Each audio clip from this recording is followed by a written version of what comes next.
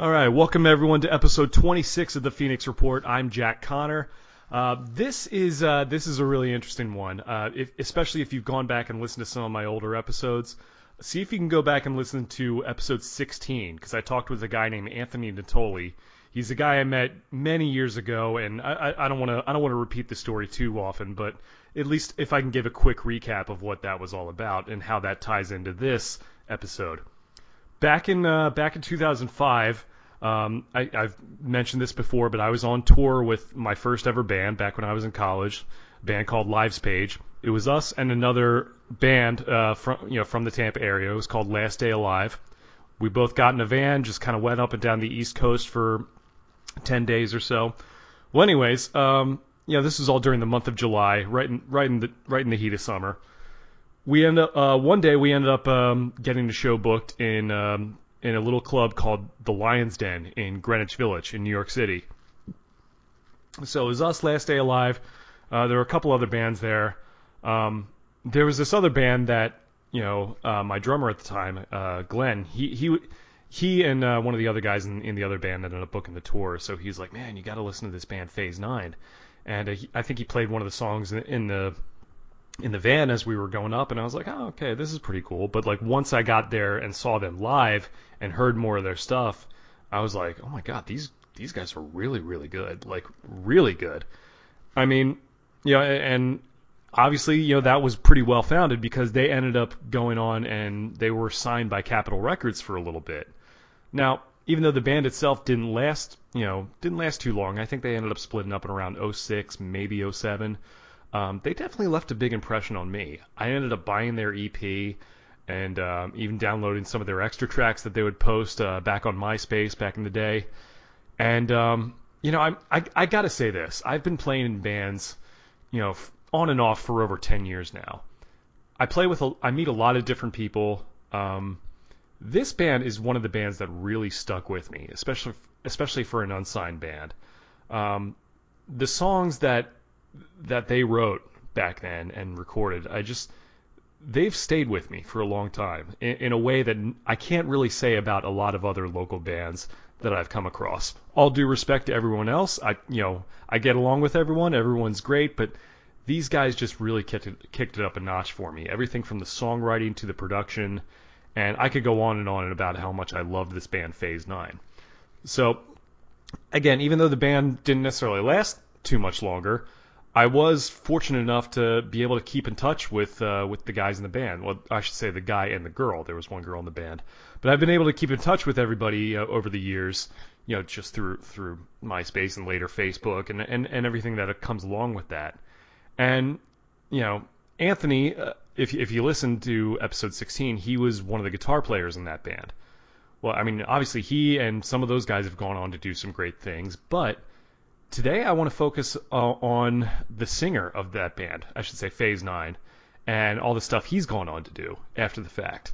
Now, this guy's a very eclectic dude, and it definitely works. I mean, he lives up in Brooklyn. He's definitely part of that crowd. He's definitely in the right environment, so that makes sense.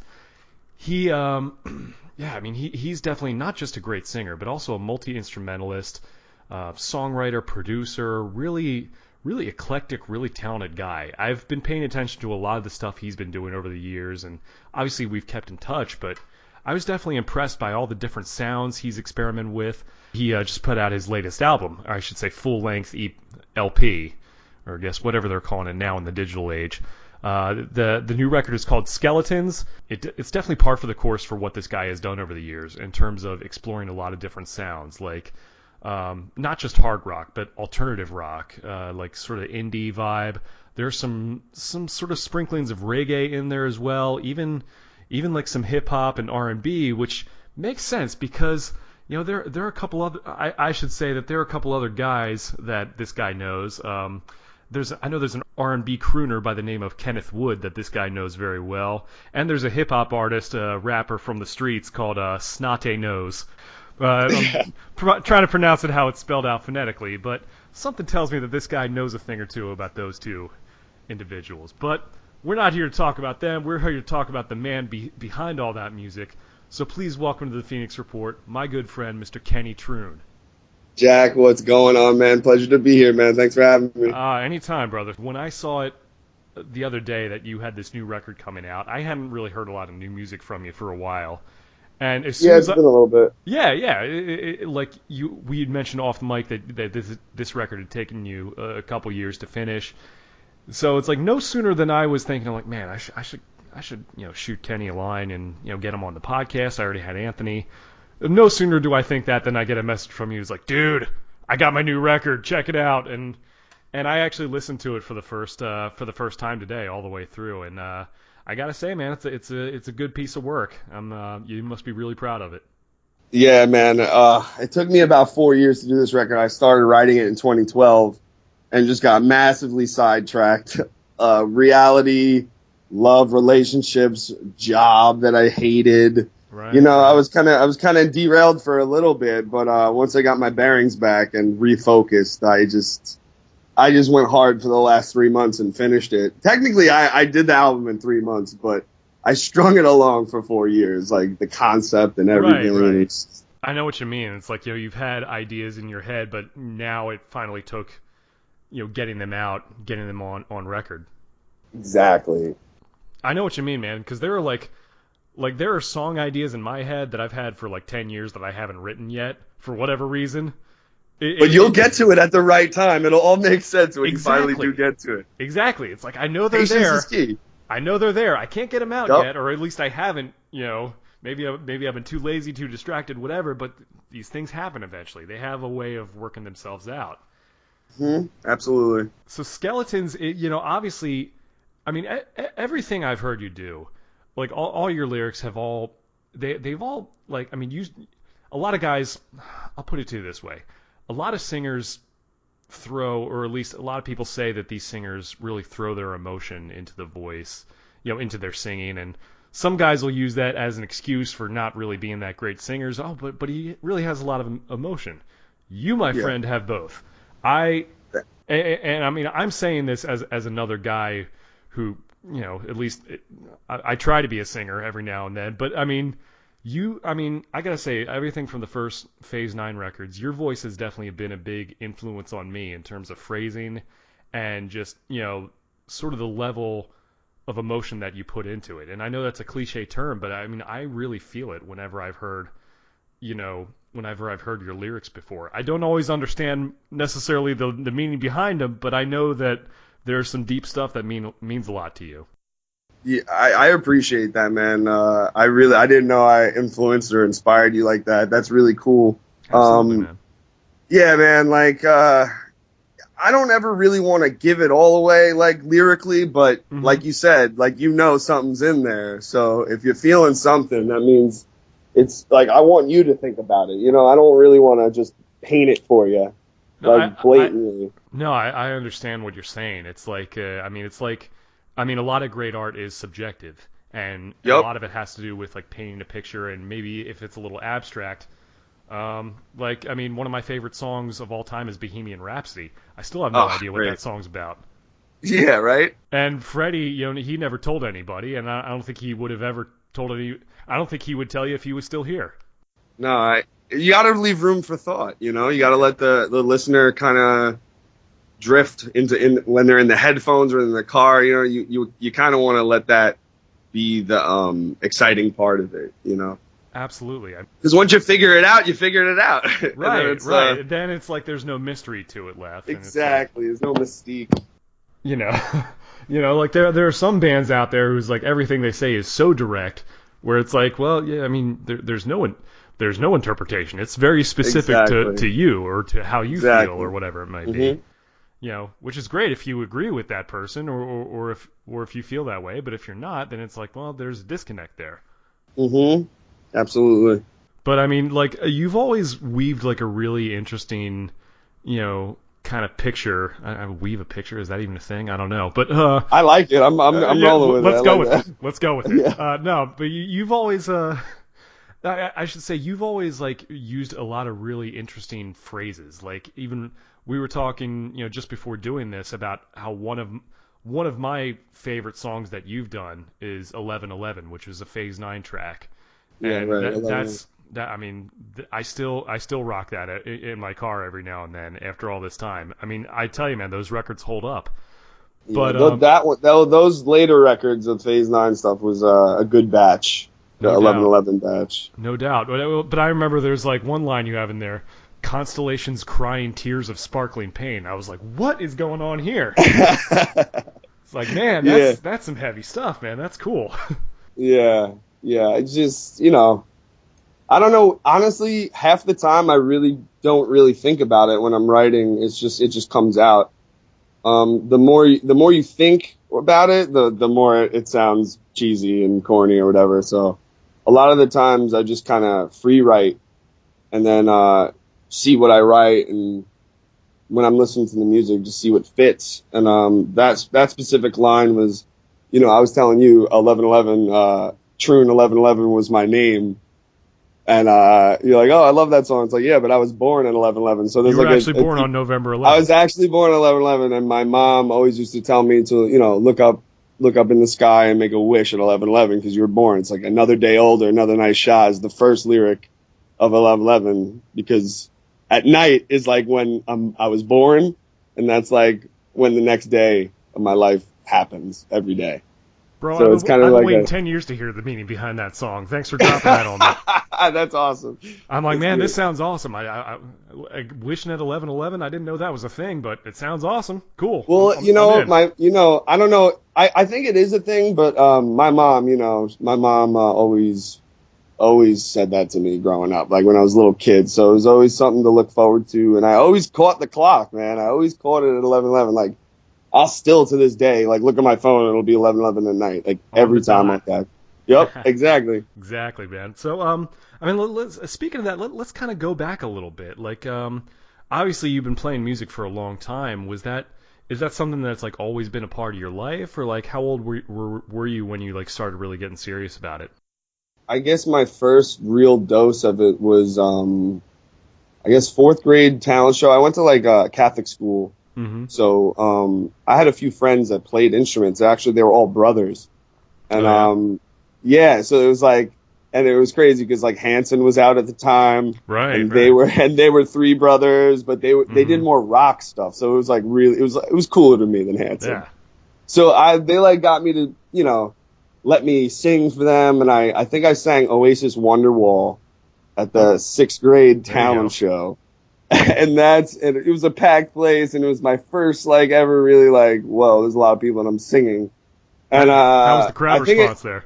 Yeah, I think it went well. It was funny because I was wearing like a Chris Webber jersey and a backwards Supersonics hat. I thought I was the man. There you go. It was really funny.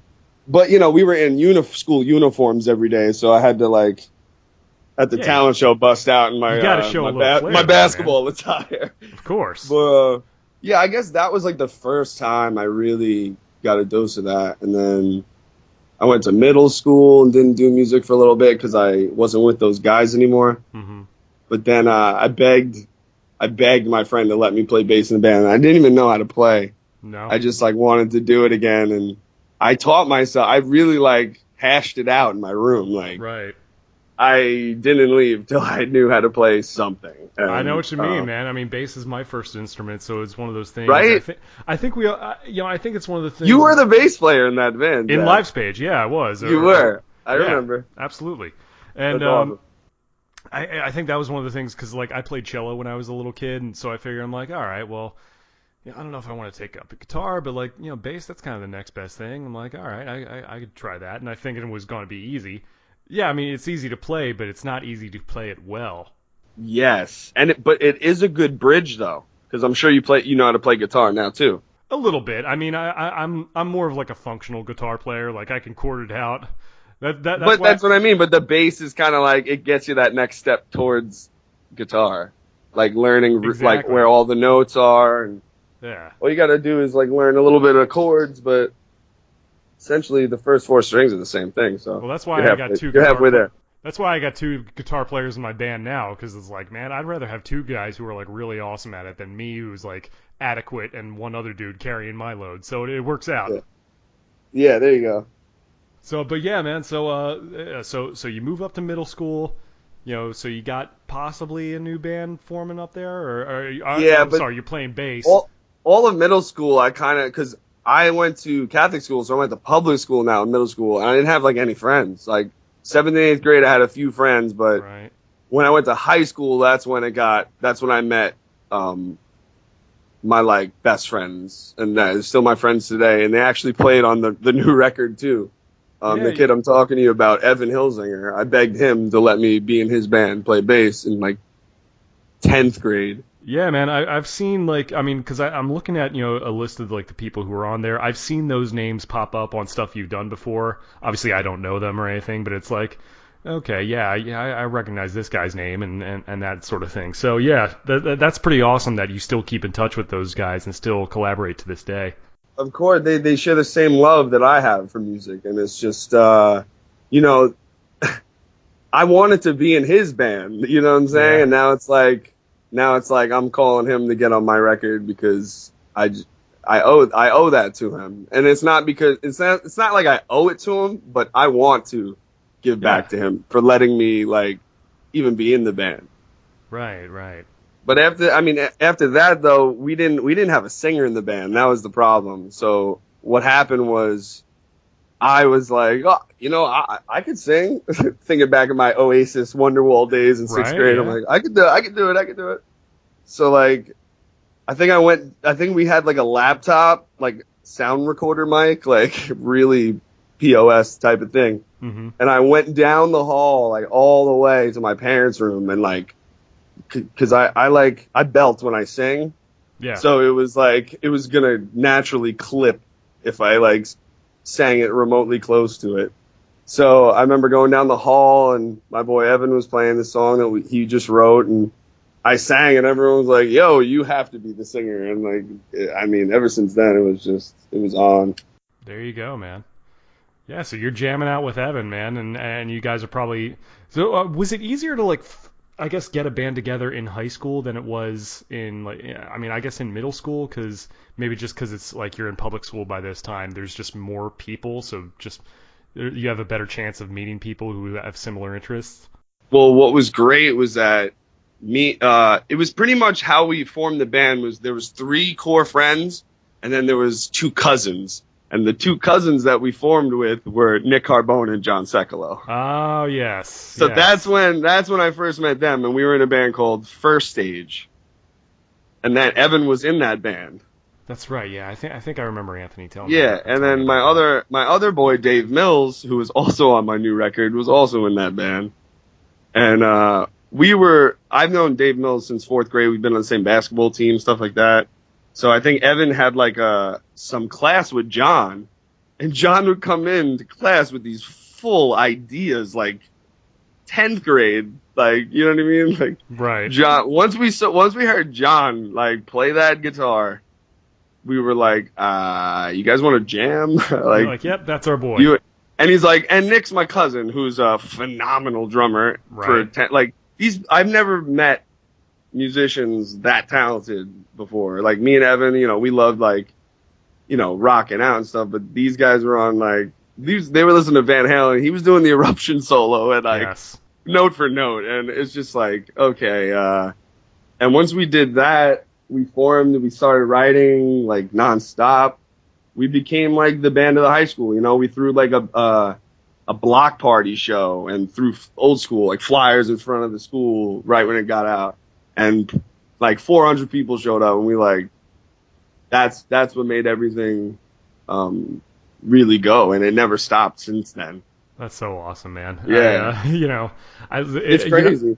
That's always one of the things that I was envious of. I went to a really small like private high school, in St. Pete, and even like before that, growing up, it's like all the kids I know were like just into hip hop. There was like nobody listening to rock music, and you and I are around the same age, so it was like right in the same era. So it was just tough. Like I'd be coming in with like, hey, do you guys like Van Halen or Queen? They're like, no.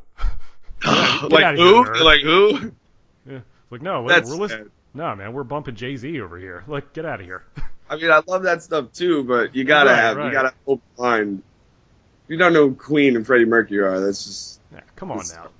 So yeah, but I mean that's another like generational thing. That's a whole another topic there.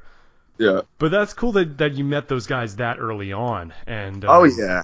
And the ties kept going. Like we that band broke up like after high school, and then I went to audio school.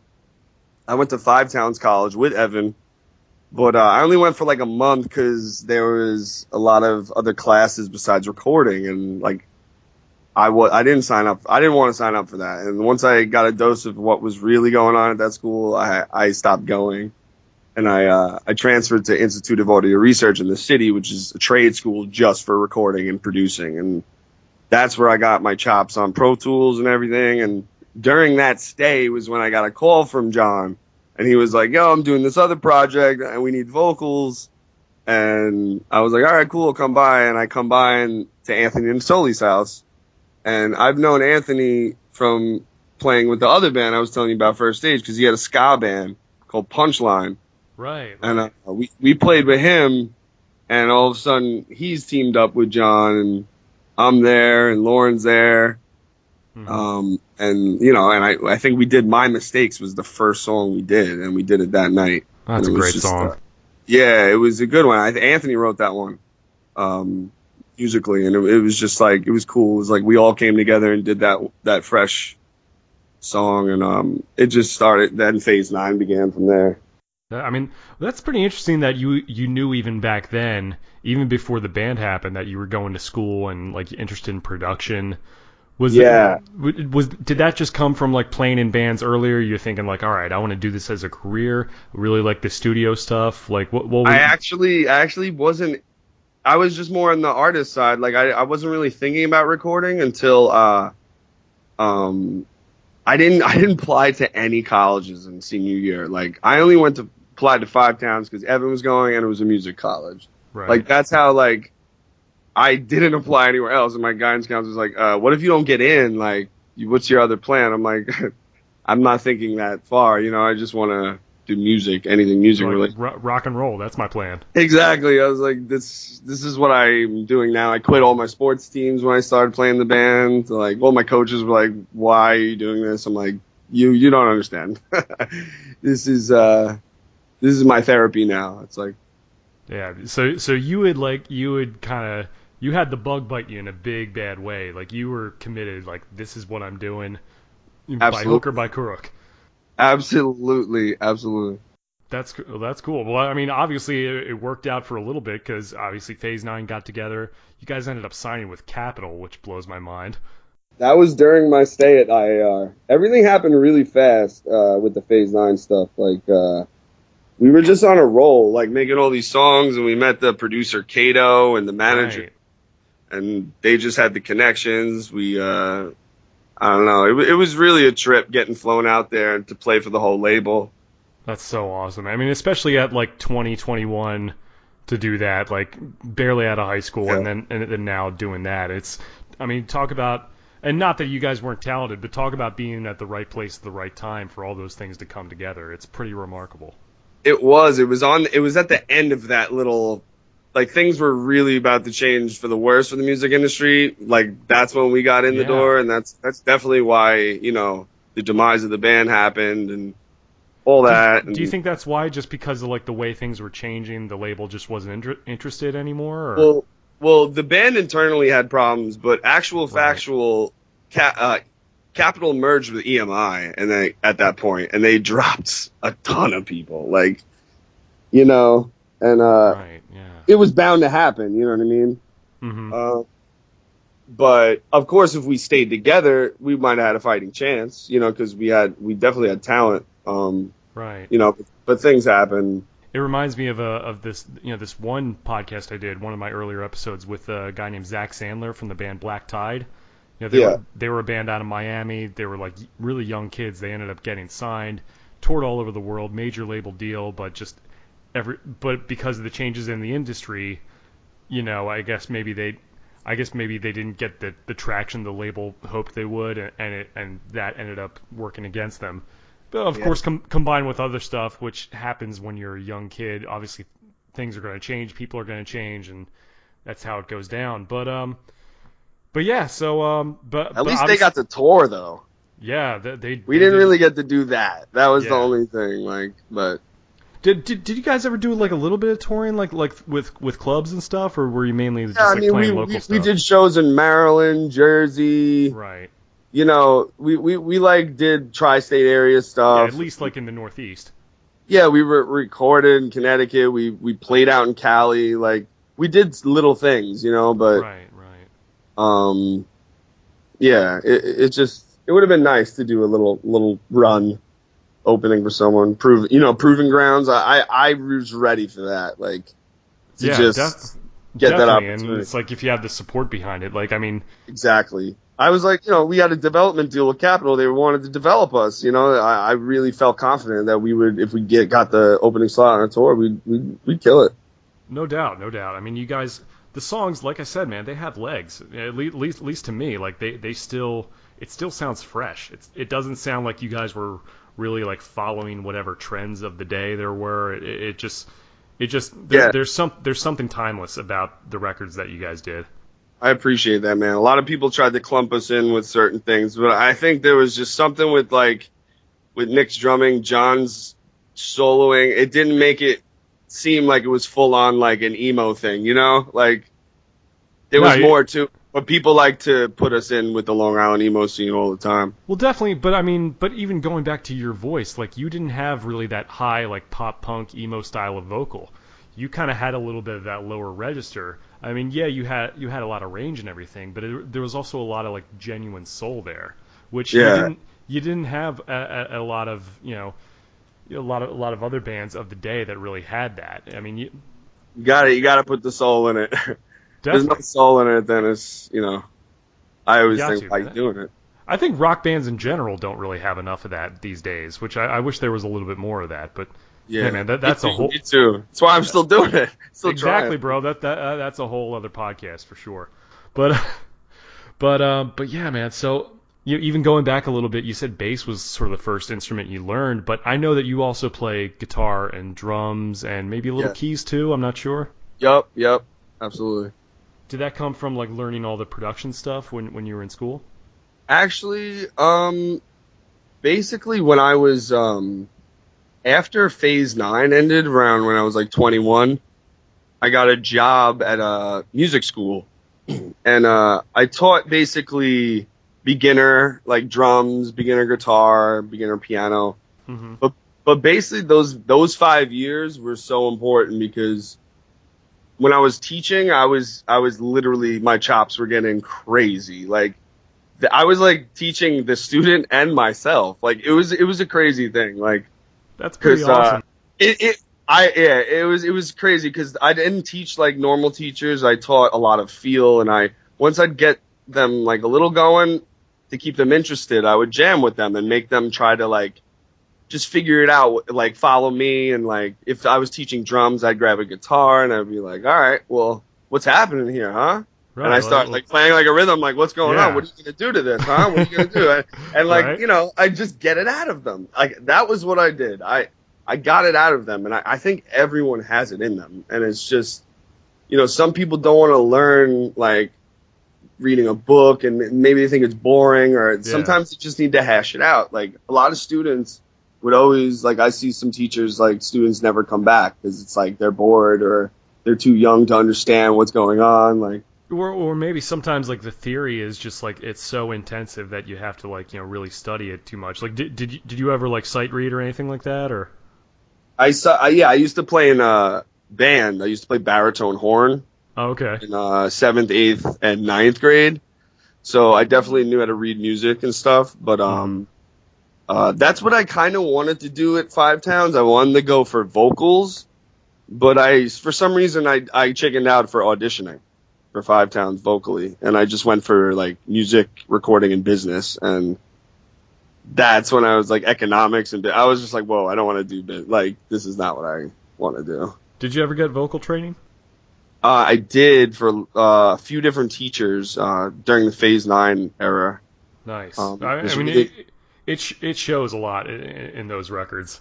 Yeah, well, the early ones before, I think on the EP for the Sleepless was when I was like I had a bunch of people well, this one guy specifically, Adrian Holtz. He was great. He was in the Lower East Side. I used to see him a lot.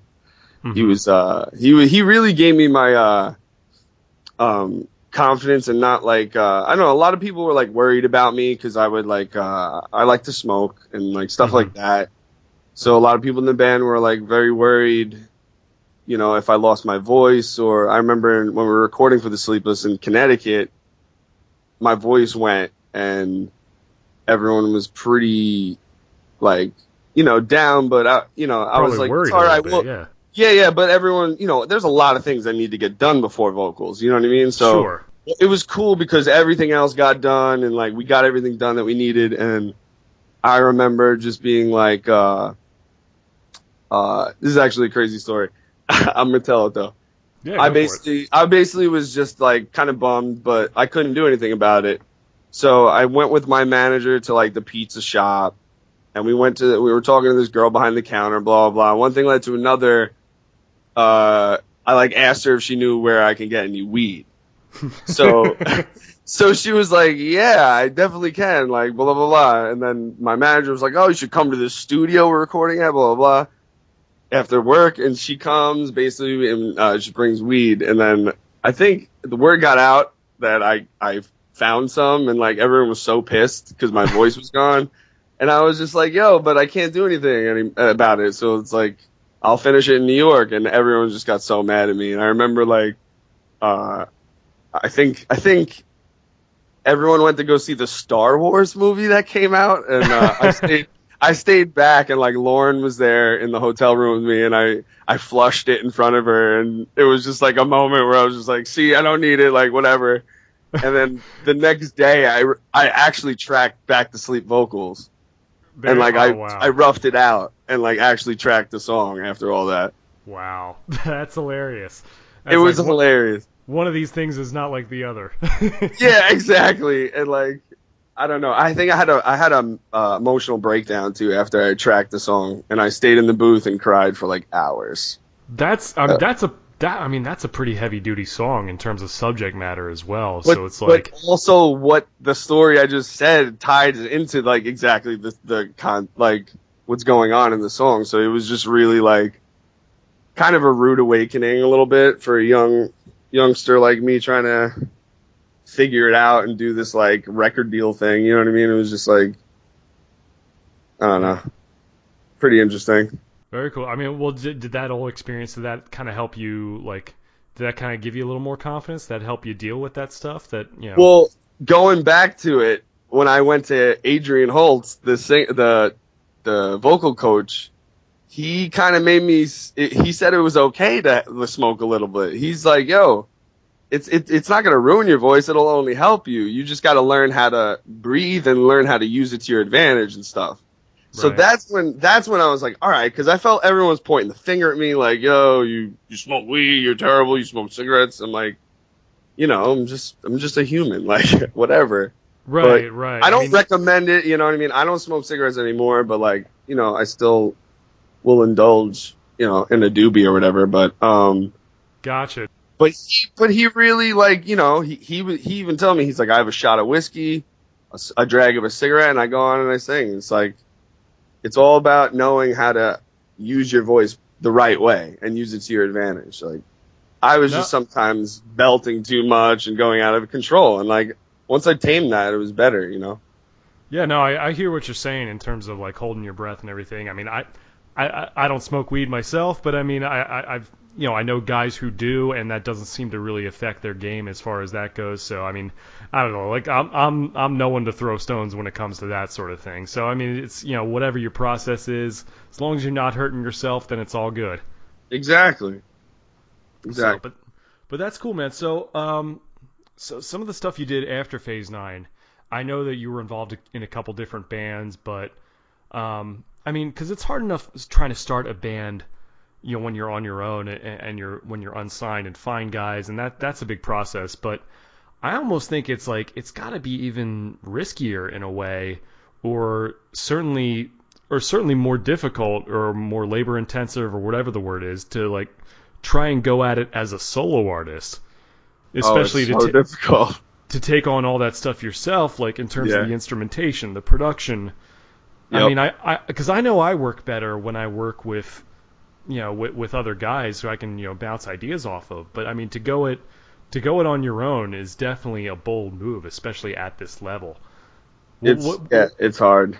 What sort of inspired you to do that? Were you just like fed up with, looking around for other bands, or what? Yeah, what was it was just hard to rely on people. At some point, it's just a lot of people get. I'm still sacrificing to this day on like I don't have like a real job that is time consuming. I work at a studio, and it's studio business is not booming these days. Everyone's got their own recording equipment now. So, Sure. But I do work like that, and I'm constantly writing and recording, and I've been doing this album the last 3 months, and it's just it's really hard. I got to a point where people were just backing out. They couldn't perform with me. I was never playing. I canceled shows, and then I was just like, all right, I'm gonna do what I do. I'm gonna be a producer, but I'm also gonna just like write the songs and be the songwriter. Like,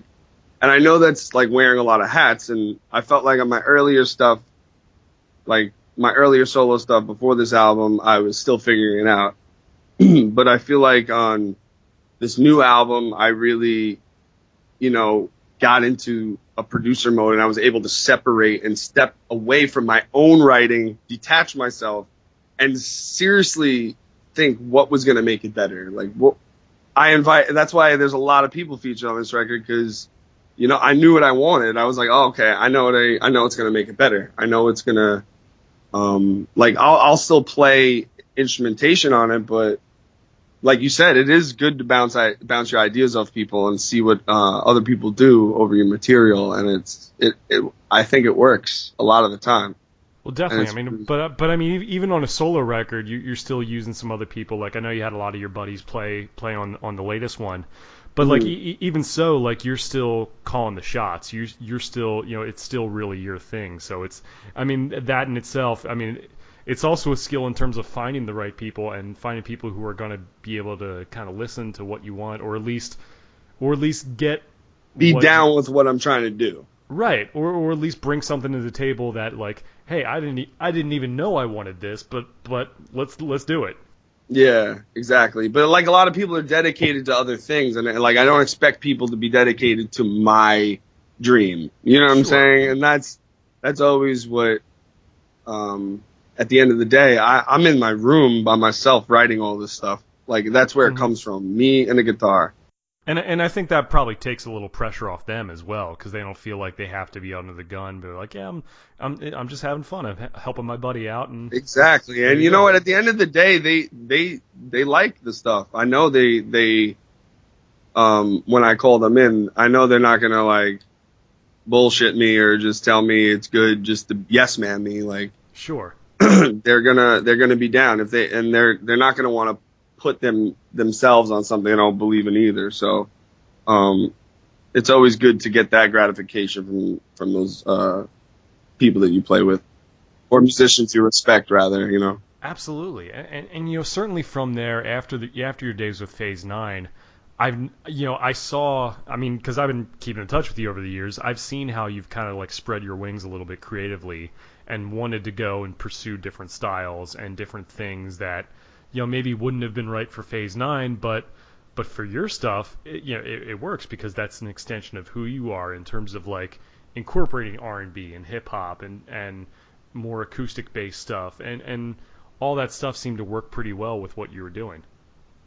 Yeah, thank you, man. I for a while I was like you said, like just not bored, but like intrigued by other things. Like I wanted to get out of my comfort zone and see what would happen. And I like doing like social weird experiments like that. Like, cause what if, or you never know. Right. No, I mean, like I mentioned in the intro, like I always smiled at all the different alter egos you had. The aliases. That was a lot of fun. Yeah.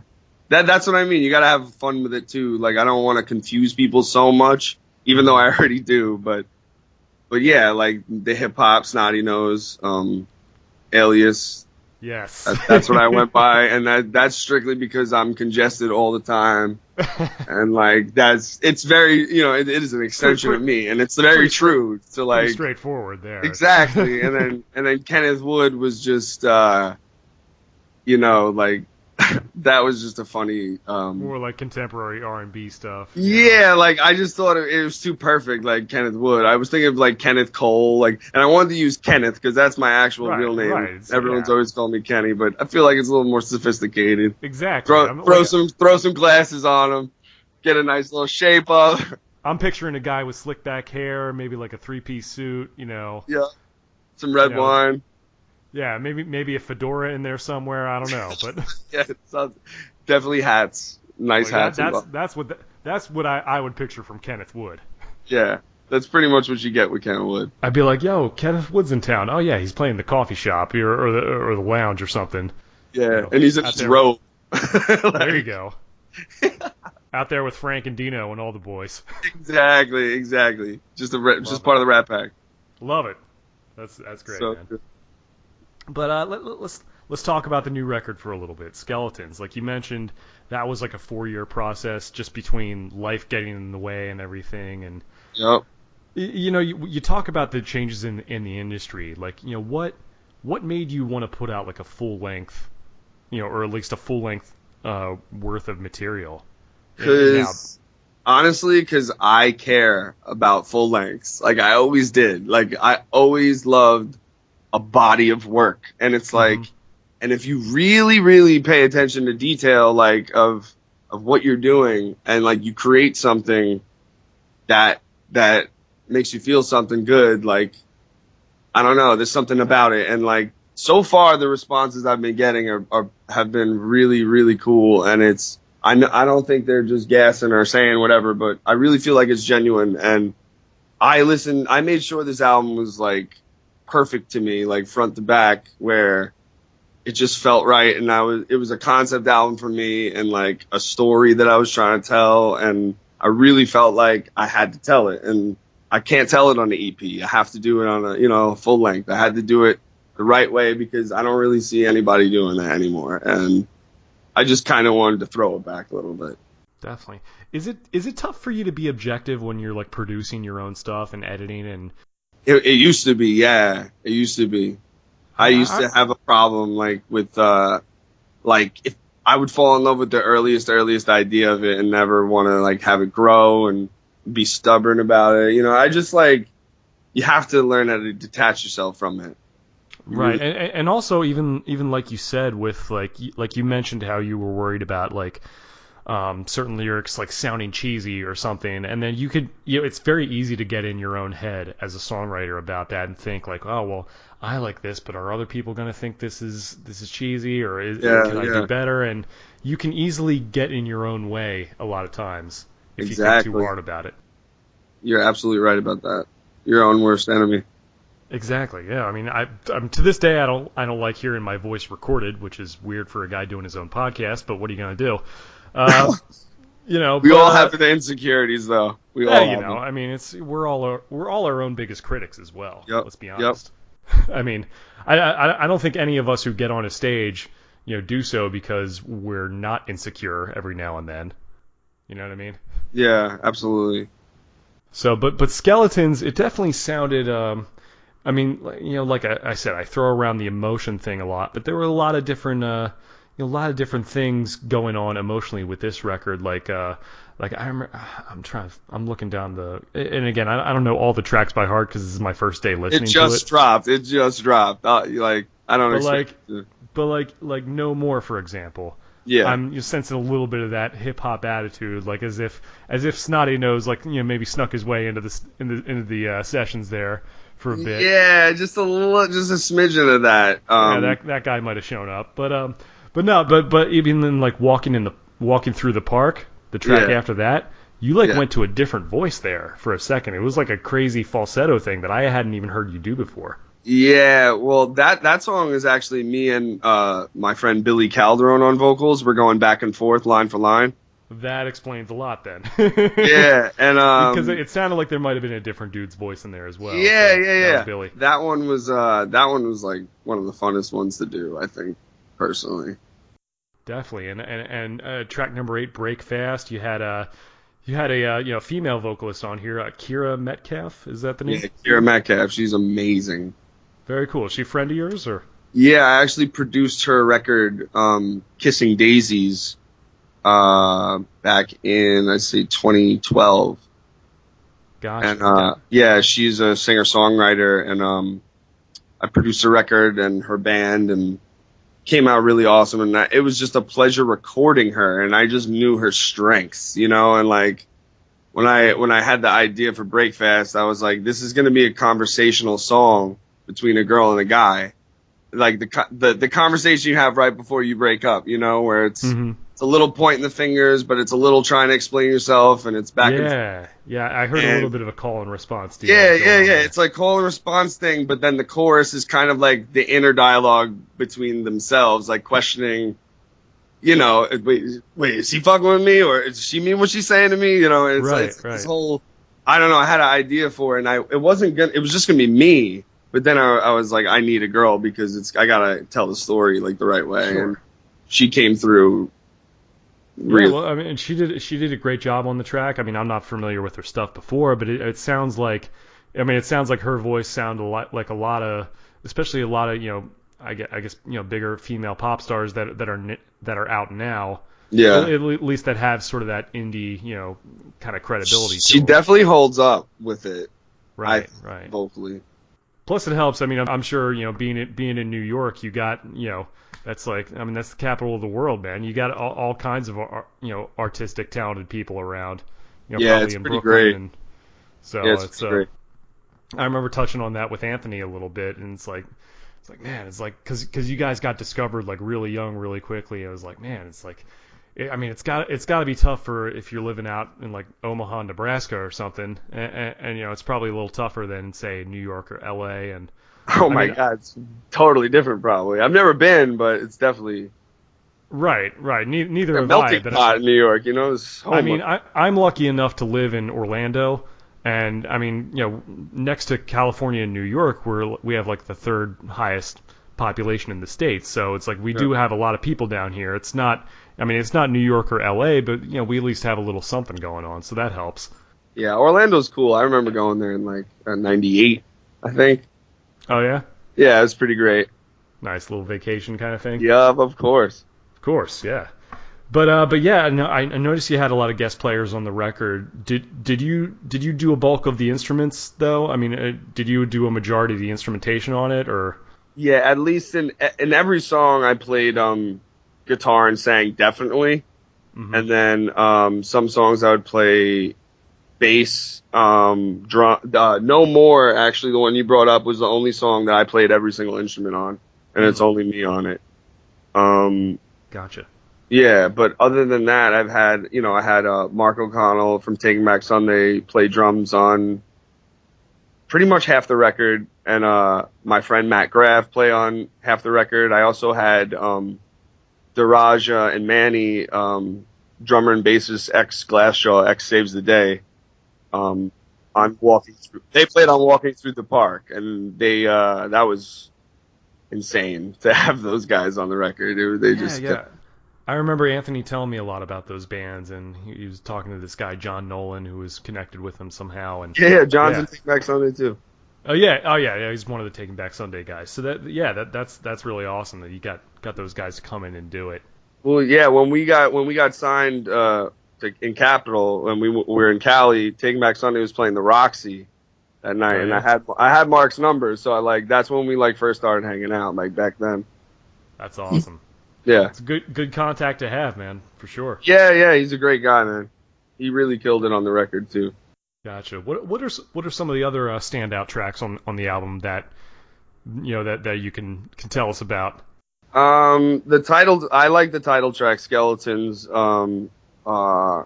Relentless Excrements is great too. I had a bunch of guitar players on that one. We were just overloading on guitar. I just wanted to have a song where it was just 3 guitar players going different different avenues, but all like causing a ruckus in a good way.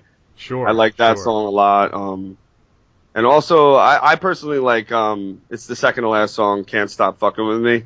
Sure. I really like the Yeah, you were really. I got going it for out. that I actually got everything out that I needed on that song, and then like the closing track, The Real Me, the real me, yeah, was that's like a really like mellow acoustic thing.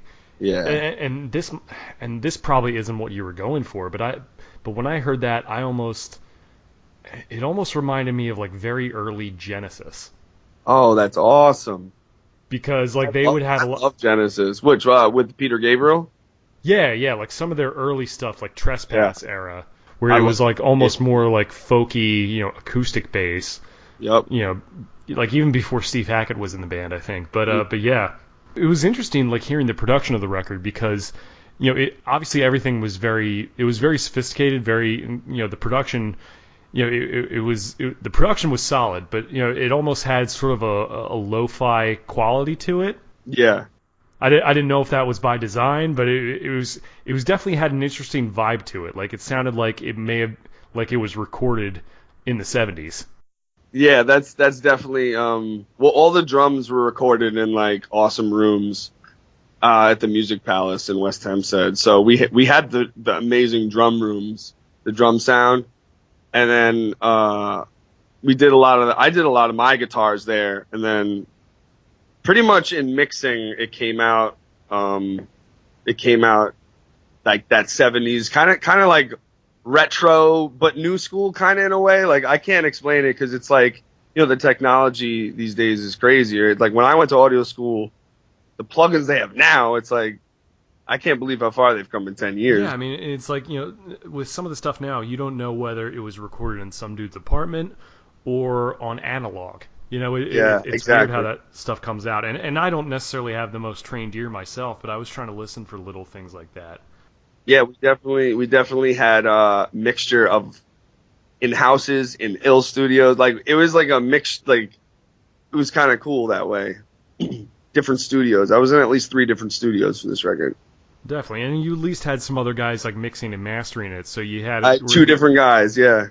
So which is a good strategy. I think it's good to have like a fresh set of ears on it, just to kind of fine tune things. It was so much fun, like doing it, like just going, like I don't know, all the songs came out like unique because of it. I felt like, and it was just I don't know, the most fun I've had making a record. And now from this point on, I know how to I think I know how to do it efficiently and smarter now. So absolutely, and it's interesting how you mentioned that this is a body of work. That this is, and I almost look at it as like that's the thing about albums, which a lot of people say that maybe that format is dead. I say, I mean, the good thing about having a full length, even in this day of everything being digital, is that it's a snapshot of where you are as an artist in this particular time and place. Exactly. So it's almost like my book. If I was a writer, right, that would be my book on the shelves that you would pick up. Like, as opposed same to like thing. It's my story. It's like an album. Like, this is how long it took me to tell my story. Exactly. It's a full book as opposed to a series of manuscripts. Exactly. So, but I mean, going through that, is there like a central theme to this album? I mean, because I'm sure you're writing a lot about a lot of different things, and I know you don't want to tip your hand too much, but is there like a particular like theme or something that you wanted this album to be in terms of a particular message you wanted to send? Yeah, I felt like there's I wanted to focus more on like the negative. Just to magnify the negative, because I was going through a lot of craziness during this period. I'm not going to get into that, but a lot of heavy stuff I was going through. Right. And what I wanted to magnify was the pain, the negativity, but also that, there is another side to it, and that the whole point of Skeletons was, in the chorus, it's just one line. It's, we're just skeletons, right? We decompose at the end of the day. We're a bag of bones. Right. Like, we might be this and that. We might be bad. We might be good. We make mistakes. But at the end of the day, we're all the same. We're all skeletons. And that's like the vibe of it. And basically throughout the album, I'm telling you, like, harsh realities that I've been going through. But at the end of the day, there is still an optimistic light in the album where, you know, it kind of shines a light on the bad stuff, but it's kind of in an optimistic way. I think so, because it's like, in a way, you're saying, like, in a way, what you're saying is that we're all human, we're all fallible, we're all vulnerable in a way. So we've all done bad things. We've all had something to hide. We've all done good things. We've all made mistakes, and even, like, you know, no pun intended, skeletons in the closet sometimes. But, you know, exactly. But yeah, no, and in a way, that's what makes us all equal as human beings, no matter where you're from, no matter what walk of life you're in. You know, that's the one thing that binds us all together. And that's why I felt like if I tell my story, that I think a lot of people could relate to it, like, indefinitely, just because every day we go through this stuff. You know what I mean? Absolutely. And I think that's a good way to look at it in terms of not just being an artist and expressing yourself, but trying to do so in a way that, hey, maybe someone else might relate to what I'm going through at this time. Maybe some kid out there might hear this and might get inspired and be like, hey, it's going to be all right. Yeah, because the music is the only thing that got me through that time, you know, and It's almost like I used the bad to turn it into something good, which is the album that I released, and that people have been really cool about, like, listening to it and telling me good feedback, and you know what I mean? That's why I do it. Like, that's exactly why I do it. No doubt. Who were some of your favorites growing up? Like, who really inspired you as a kid to do this? I mean, I loved the Beatles growing up, and when I was old enough to learn about Oasis, I thought Oasis was the Beatles at first, and then they look and sound very similar. I know. I was like 4th grade, 5th grade, so. But after that, it was kind of like, you know, Green Day. I was really into when I was young, and as I got older, it changed. I loved Bush growing up. Sure.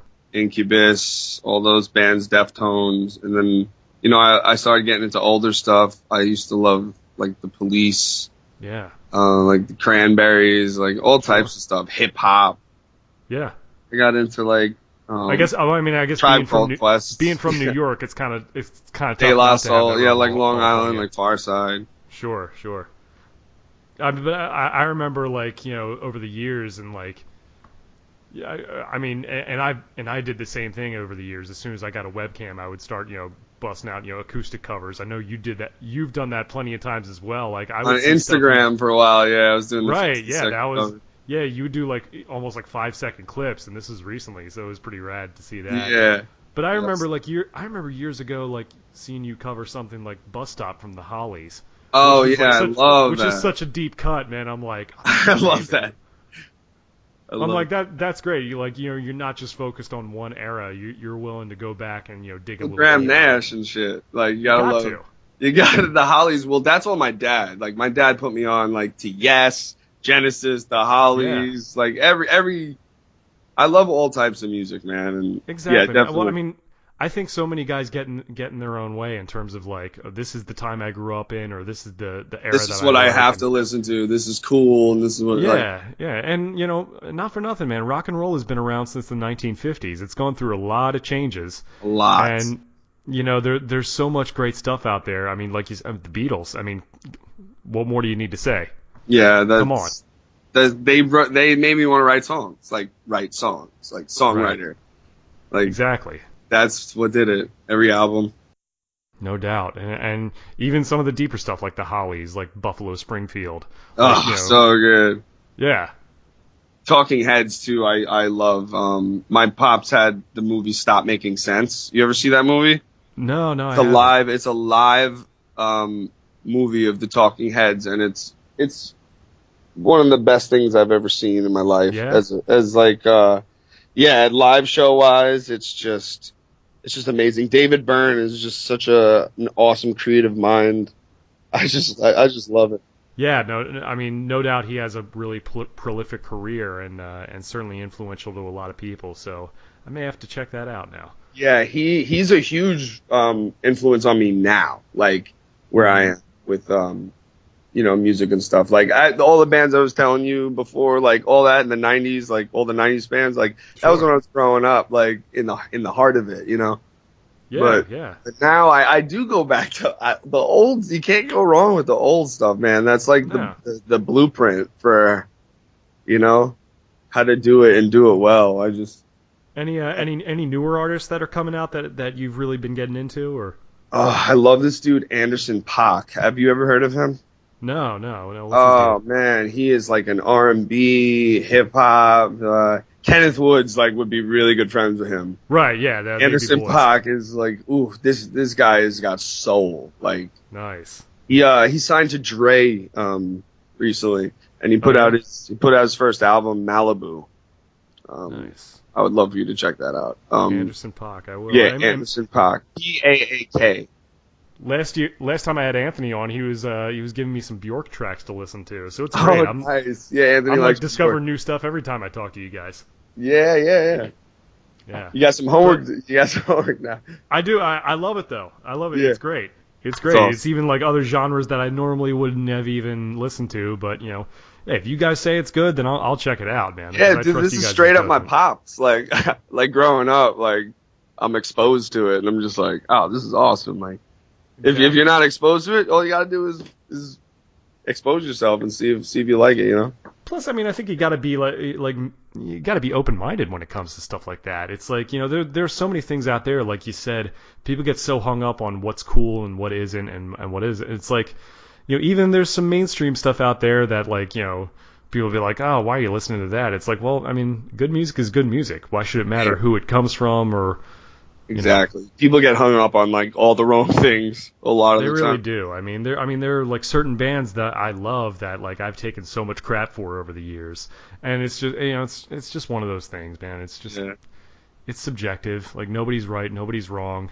It's just your opinion, man. Yeah, you're allowed to like what you like. Exactly. It's okay. It's okay. Yeah, it's all good. But but I do like a lot of what you've done, both pre and post Phase 9, my friend. So it's you definitely won't have to worry about that crazy criticism from me, because I've heard this record, I've heard the stuff you've done before.